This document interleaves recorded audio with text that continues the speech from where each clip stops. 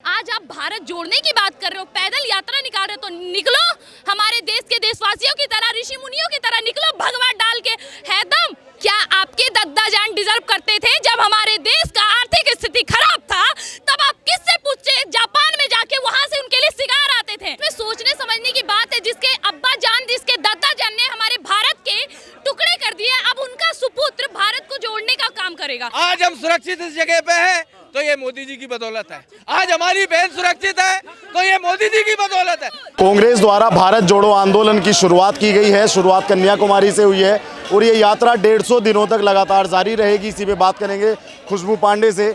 खुशबू जी, जो कांग्रेस द्वारा जो यात्रा शुरू की गई है भारत जोड़ो आंदोलन, क्या कहना चाहेंगे? अब इसमें कहना क्या भैया, इसमें सोचने समझने की बात है। जिसके अब्बा जान, जिसके दादा जान ने हमारे भारत के टुकड़े कर दिए, अब उनका सुपुत्र भारत को जोड़ने का काम करेगा, है ना। जिसके अब्बा जान ने धर्म के आधार पर इस देश के दादा जान ने देश को बांट दिया, दो टुकड़े कर दिए। और तो और जब हमारे देश के सैनिक उधर गए, पाकिस्तान में घुस गए, मारते मारते उनका लाहौर वाहौर सब कब्जा कर लिए, उसके बाद इन्होंने क्या किया? नहीं भाई, हम तो दरिया दिल इंसान है, जाओ तुम वो रख लो, कोई बात नहीं, हमारे सैनिक वापस आ जाए, बुला लिया। आपने देखा होगा, देखिए नेहरू जी हमारे देश के प्रधानमंत्री रह चुके हैं, लेकिन उन्होंने कितने दिग्गज काम किए हैं, इससे आप भी वाकिफ हैं, हम भी वाकिफ हैं। इतिहास सबने पढ़ा है और सच्चे इतिहास हम लोगों तक कितना पहुंचा है ये हमें और आपको जानने की जरूरत है। इतिहास गवाह है कि जवाहरलाल नेहरू ने क्या किया है। इतिहास गवाह है कि पूजनीय महात्मा गांधी द्वारा क्या कार्य किए गए हैं। सोचिए आप, राहुल गांधी, जवाहरलाल नेहरू, जिन्होंने देश को तोड़ा हो, यानी कांग्रेस जो हमेशा से देश को तोड़ने का काम कर रही है, वो आज एकाएक निकल के बोलती है कि हम भारत जोड़ेंगे। किस आधार पर? किस आधार पर? मैंने तो देखा है कि पैदल यात्रा भी करने की सोच रहे हैं और जगह जगह पे मैंने देखा एसी ट्रक, उसमें बहुत सारी चीजें, बहुत सारी फैसिलिटी, और ये लोग बाहर निकल के महंगाई पे हल्ला बोल करते हैं। इन लोगों का कुछ नहीं हो सकता। इनको पता है कि अगर बीजेपी के द्वारा कोई काम हो रहे हैं तो उनका विरोध कैसे करें। अगर बीजेपी सही करे, बीजेपी गलत करे, लेकिन उसके अगेंस्ट में उनको खड़ा होना है। रही बात भारत जोड़ने की, तो ये इनके बस की बात नहीं। जिनको भारत जोड़ना है उन्होंने शुरुआत कर दी है 2014 से, और अब भारत जुड़ेगा। ना सिर्फ जुड़ेगा बल्कि भारत अखंड भारत बनेगा। वो कह रहे हैं कि जो देश के अंदर फासले हैं, जो महंगाई है और फासले हैं, उनको दूर करने के लिए और भारत को एक सूत्र में पिरोने के लिए ये यात्रा की। भारत तो टूटा हुआ था सर। भारत इसीलिए टूटा था क्योंकि भारत को ये नहीं पता था कि असली भारत क्या है। उसे आर्यवर्त का मतलब नहीं पता था। हमारे भारतवासियों को भारतीय होने का मतलब नहीं पता था। यहाँ के लोगों को अपना ग्रंथ, अपनी संस्कार, अपनी संस्कृति के बारे में नहीं पता था। इसका मतलब साफ है कि भारत टूटा था। भारत को तो जोड़ने का कार्य स्टार्ट कर दिया नरेंद्र मोदी जी ने। उन्होंने तो शुरुआती बात यही कह रही थी कि ये कश्मीर जो भारत का सर है, ये कश्मीर जो भारत की आन बान शान है, जहाँ पे तिरंगा तक नहीं लगाया जाता था, जहाँ पे तिरंगा नहीं लगाने दिया जाता था, उस कश्मीर को कैसे लिया जाए।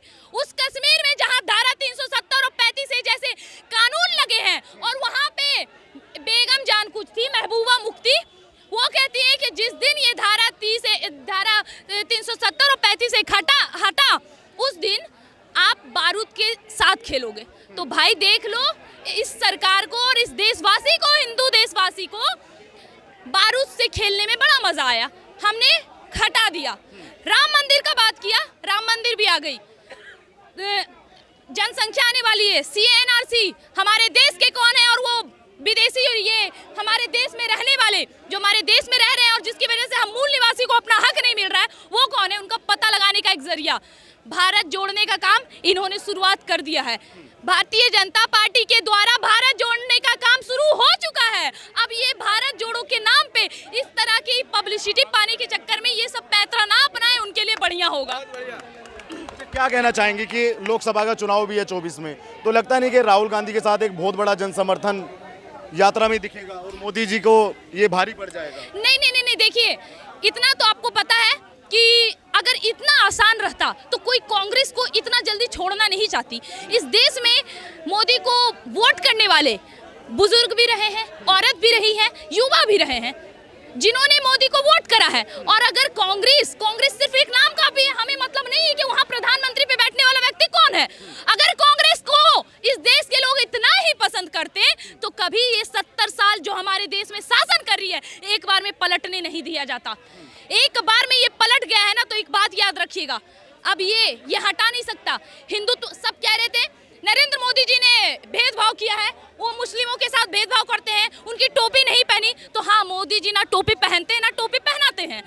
वो जो हकीकत है वो दिखाते हैं, वो समझाते हैं, जिनके हक में जो फैसला करना चाहिए वो करते हैं, और उन्होंने किया। इस यात्रा में राहुल गांधी की टी शर्ट का बड़ी चर्चा है कि 45,000 रुपए की टी शर्ट है, लेकिन वही कांग्रेस के लोगों का कहना है कि मोदी जी भी तो 10-10 लाख के सूट पहनते हैं। हाँ, लेकिन जब हमारे देश में नोटबंदी हुई थी तब ऐसा समय नहीं हुआ था कि मोदी जी ने अपने कुर्ते में हाथ डाला और कुर्ता आर पार निकल गया। आपको याद है ये नौटंकी? जब देश में नोटबंदी हुई थी तो स्टेज पे चढ़े प्रधानमंत्री के उम्मीदवार आदरणीय राहुल गांधी जी उर्फ पप्पू, जिनके नाम से उनको देश जानता है, उन्होंने अपने कुर्ते में हाथ डाला और ये दिखाया कि देखिए मैं कितना गरीब हूँ कि मैंने एक साइड से हाथ डाला, दूसरा साइड से निकल गया। ऐसा चीज, इस तरह का जो नौटंकी है, कम से कम नरेंद्र मोदी जी ने तो नहीं ना किया। हाँ, मानते हैं भेस पे ही भीख मिलती है सर। आइए बात करिए, डिबेट वाले आइए, हाँ खड़े होइए। भेस पे भीख मिलती है। अगर आप फटीचर जैसे विदेश में जाओगे तो आपको कोई अहमियत नहीं मिलेगी। वो आज हमारे देश को घृणात्मक नजर से देखा जा रहा था, आज नहीं पहले देखा जा रहा था। सोने की चिड़िया से माने जाने वाला ये देश आज इनको इस नज़र से देखा जा रहा है। तो आज इन लोगों को बताने की ज़रूरत है कि जो सोने की चिड़िया हमारा देश था वो हमेशा रहेगा, और जिन लोगों ने इस सोने की चिड़िया से सोना नोचा है अब हम उसको उसकी जगह पे पुनः स्थापित करेंगे। यही टी शर्ट की बात, तो बचाव में तो उन्होंने कह दिया कि हाँ कोई बात नहीं, 10 करोड़ की सूट पहनते हैं जी, 10 लाख का सूट पहनते हैं, कोई बात नहीं, वो डिजर्व करते हैं। क्या आपके दद्दा जान डिजर्व करते थे? जब हमारे देश का आर्थिक स्थिति खराब था तब आप किससे पूछे? जापान में जाके वहां से उनके लिए सिगार आते थे। क्या हमने पूछा? क्या जरूरत था? जब हमारे देश में आर्थिक स्थिति इतनी खराब चल रही थी आजादी के बाद, उस समय भी हमारे देश के प्रधानमंत्री जवाहरलाल नेहरू जी के लिए जापान से सिगार आते थे। हमने पूछा? नहीं ना। आज आप भारत जोड़ने की बात कर रहे हो, पैदल यात्रा निकाल रहे हो, तो निकलो हमारे देश के देशवासियों की तरह, ऋषि मुनियों की तरह निकलो, भगवा डाल के, हैदम खड़ाम पहन के निकल सकते हो रोड पर, भगवा डाल के, एक धोती पहन के, अपने गले में गमछा लटका के, रुद्राक्ष माला और जनेऊ कुर्ते के अंदर से पहनना, ठीक है? अगर हिम्मत है निकलो बाहर। इनमें हिम्मत नहीं है, ये सिर्फ हल्ला बोल कर सकते हैं। सच्चाई ये है गांधी परिवार खत्म हो गया है, कांग्रेस खत्म हो चुका है इस देश से। इस देश में उनकी चलेगी जो हमारे सनातनी धर्म को दोबारा और इस देश को विश्व गुरु बनाने की ओर लेके जाएगा। इस देश के जवान, इस देश के युवा, इस देश के बूढ़े बुजुर्ग, इस देश की औरतें सब इतनी समझदार हो चुकी हैं। जब हमारे देश में पुलवामा अटैक हुआ था, उसके विरुद्ध जब बदला लिया गया था, तो एक सिपाही जो कि पाकिस्तान में गिर गए थे, वो एक समय था जब हमारे देश की औरतें ने अपना सीरियल बंद कर अभिनंदन का इंतजार कर रहे थे कि अभिनंदन कब आएंगे, अभिनंदन कब आएंगे। पुलवामा का जांच अभी तक क्यों नहीं हुआ है? पुलवामा का जांच होना चाहिए या नहीं होना चाहिए? अभी तक उस पर क्यों नहीं बोले अभी तक कितना दिनों के बाद? पुलवामा का जांच के बारे में ये बात कर रहे हैं कि शायद उसका रिपोर्ट आ गया है, मुझे ज़्यादा उसके बारे में पता नहीं है। देखिए वोट बैंक की राजनीति तो 70 साल तक जिसने करनी थी उसने कर लिया। अब यहाँ पे राजनीति पता है इस पे हो रही है, मुंह पे। जो बोलेंगे वो करेंगे, करते हैं तो वोट दो, नहीं करते तो मत वोट दो। ऐसी सरकार हमें कहाँ मिलेगी जो बोल के करती है? हाँ तो अच्छे दिन आएंगे, लेकिन अगर तुम गाड़ियाँ नहीं चलाओगे तो हाँ तो जाएगा ही ना। जब देश में ऐसी कानून आती है जो हमारे देश हित में हो, ऐसी कानून आती है जो युवाओं के समर्थन में अग्निवीर जैसी योजना आती है और हमारे देश के जवानों को बरगला दिया जाता है, वो उनकी गलती नहीं है, तुच्छी नेताओं की गलती है जो उनको बरगला देते हैं और उनको ट्रेन बसें जलाने पर मजबूर कर देते हैं। 1 सेकंड बस ट्रेन लेट होती है, करोड़ों में नुकसान होता है सरकार का। अब सोचिए, आपने तो ट्रेन को ऐसे फूका है, किससे हर्जाना वापस लेगी? आप ही और हम ही तो हैं, और हम देंगे इसका हर्जाना क्योंकि गलती हमारी है। मोदी जी के बारे में भारत नहीं विदेशों में मोदी जी का डंका है, ये मैं कैसे मान रहा हूँ? मैं कोई ऐसे नहीं, मेरे गांव की बिटिया अभी यूक्रेन में जो हुआ था, भगदड़ मची थी, वो वहाँ से जब हमारे भारत के बच्चे बस में तिरंगा लगाया था, कहीं के कोई बॉर्डर पे रोका नहीं गया था, ये भारत की है, ये है मोदी जी की ताकत। और पाकिस्तान वाले भी झंडा लगा गए थे भारत का। ये है मोदी जी की ताकत। मोदी जी 50 भारतीय जनता पार्टी की सरकार इस देश में 50 साल तक राज करेगी। अमित शाह गृह मंत्री है। फर्स्ट मैच हुआ था भारत पाकिस्तान का, अमित शाह का लड़का जैसा तिरंगा लेने से क्यों इनकार कर दिया था? क्यों इनकार कर दिया शाह? क्यों नहीं। वो एसीसी का अध्यक्ष, आपको पता है, सेक्रेटरी है। जब आप एसीसी के, पूरी बात तो सुन लो, जब आप एसीसी के सेक्रेटरी हो, आप किसी एक कंट्री का झंडा नहीं ले सकते। पूरी जानकारी रखो आप। जैसे आप पीएम हो, एक आप मान लो प्रधान। एसीसी मतलब क्या होता है पता है? बताइए। Asian cricket association. एशियन मतलब पूरे एशिया का, जैसे आईसीसी होता है ऑल इंटरनेशनल, मतलब सारे पूरे इस देश से गुंडा। रूल तो ये भी था कि मास्क लगा कर किसने ये वाली बात बोली है? किसने ये वाली बात बोली? संविधान में ये चीज लिखी है, इंडियन कॉन्स्टिट्यूशन में संविधान में ये चीज लिखी है। जो भारत जोड़ो यात्रा निकाल रहे हैं, जब ये कोरोना काल हमारे देश में चला था, भारतीय जनता पार्टी का छोटा सा कार्यकर्ता राष्ट्र लेवल तक वो लोगों की सेवा कर रहा था। आज हम सुरक्षित इस जगह पे हैं तो ये मोदी जी की बदौलत है। आज हमारी बहन सुरक्षित है तो ये मोदी जी की बदौलत है। मोदी जी में जो ताकत है, विदेशों आए दिन यहाँ पे विदेश के आते हैं। महंगाई पे क्या कहना? ये कह रहे हैं कि महंगाई है। साहब हम सब कुछ सहेंगे, मगर हमारी बहन बेटी, हमारी इज्जत और हमारा ये देश की इज्जत बचेगी। हम महंगाई से कोई नहीं डरेंगे, हम कमाएंगे फिर खाएंगे। भैया ये राहुल गांधी जी यात्रा कर रहे, भारत जोड़ो यात्रा, ठीक है ना? तो भारत जोड़ो यात्रा किस लिए किया जा रहा है? भारत तो पहले से जुड़ा है। भारत अलग कब था? ये बताओ कब अलग था भारत? कभी कब अलग था भारत?